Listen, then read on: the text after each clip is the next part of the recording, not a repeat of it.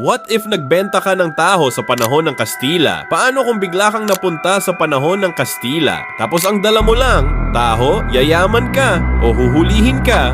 Day 1, pagmulat mo, nasa lumang Maynila ka. Walang malls, walang Grab, walang bitaw. Pero gutom ang mga tao. Sumigaw ka, taho mga G! Nagtaka sila pero curious. Day 2, pinatikim mo sila. Mainit, matamis, malambot. Boom! Nagustuhan nila agad. May unang customer ka, isang Indio na napangiti. Day 3, dumami ang bumibili. Balita kumalat sa plaza. Kahit mga Guardia Civil, bumibili na rin. Pero may isang problem, napansin ka ng mga Kastila. Day 4, tinawag ka ng isang opisyal. Pero may isang lalaking nakatingin sa'yo, si Jose Rizal. Lumapit siya at tinikman ang taho mo. Umiti siya at sinabi, sa simpleng bagay, may lakas para gisingin ang bayan. Gusto nilang kontrolin ang negosyo mo. Kailangan mo daw magbayad ng buwis o ipapasara ka. Dito mo na-realize, hindi lang taho ang laban mo, kundi sistema.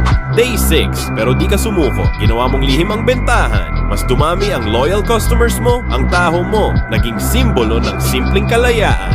Day 6, hanggang isang araw, nawala ka ulit sa panahon. Pero naiwan ang kwento mo at ang inspirasyon na kahit taho, pwedeng magmulat ng isipan. Gusto mo pa ng what if stories? Subscribe ka na at anong susunod nating baguhin sa history?